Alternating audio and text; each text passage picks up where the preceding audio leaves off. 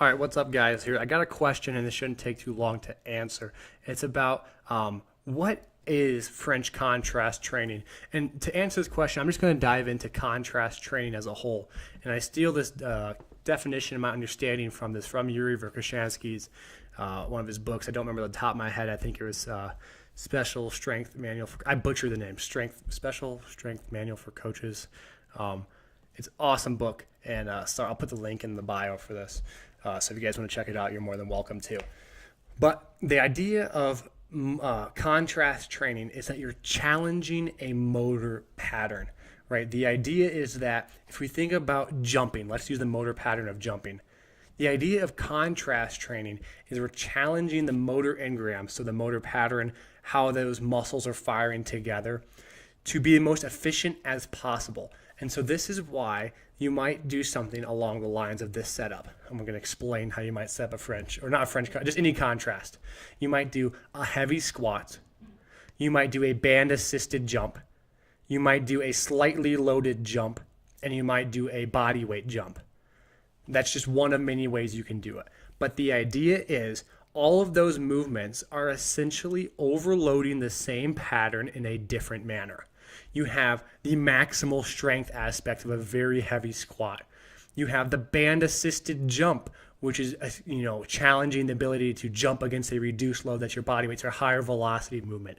You have the lightly loaded jump, which is challenging your ability to jump against maximal intent still, obviously, but with a lighter load, but still load. And then you do the body weight jump, so you finish with the desired motor pattern at the weight and load at which you perform it at. And so the idea behind this, originally what I read, was that you're trying to overload the similar motor pattern in different ways to challenge the system, that being the neuromuscular system and the motor pattern, how we develop motor patterns, to produce the most efficient outcome possible.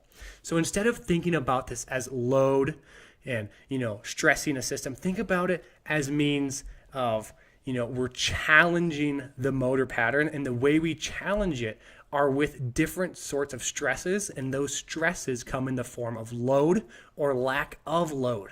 And that way, when we're jumping and we're doing a squat and we're trying to associate with a jump, if we understand that the squat is supposed to be essentially, right, it's a really heavy squat, so obviously you can't jump with it.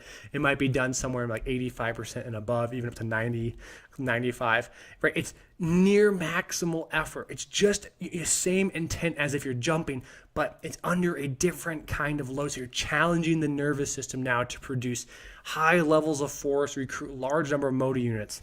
Now you have that same potentiated effect, and you go into a band-assisted jump, and now we have a higher velocity movement where we reduce the load.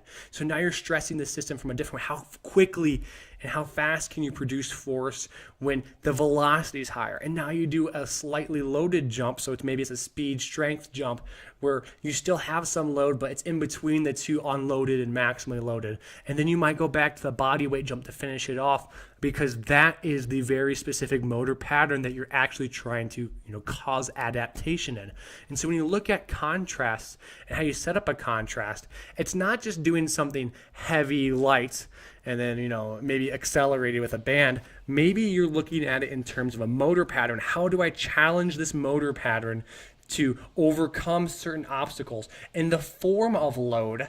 That way we're stressing that pattern each and every time. So maybe if your goal is to work on a broad jump or something horizontal, you'll do a hip thrust because that's that same horizontal, that sequencing that you have.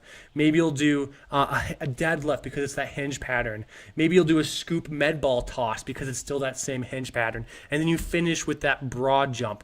So now you're challenging the ability to produce horizontal force vectors over and over again through an organized means. It's not random, chaotic, high load, high velocity movements, but here's the motor pattern. Here's how we're going to segmentally break it down, and how we're going to put different exercises that overload that motor pattern in means that we'd like to stress the system to better self-organize. So then we can then go do our final motor pattern, the one we're actually trying to train, which is that broad jump, and get the most benefit we can because we've challenged the system through different obstacles before performing that last broad jump.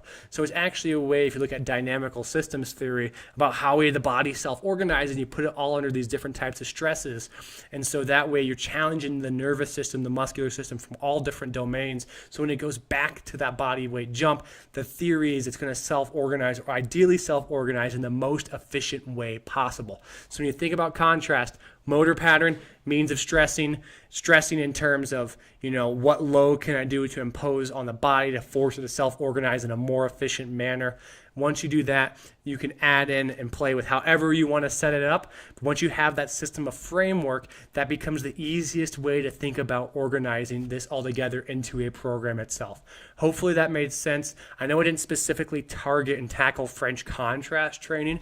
I know there's some specific parameters at which they follow, but the idea of contrast training as a whole, according to Yuri Verkhoshansky's book, that's what I like best, and I think it makes sense most from a motor learning standpoint, a neurological, neuromuscular standpoint in regards to developing a more efficient motor pattern under different sorts of stresses. Great question, guys. Again, feel free to shoot them my way. Really enjoying this, and I hope you guys do as well. Take care.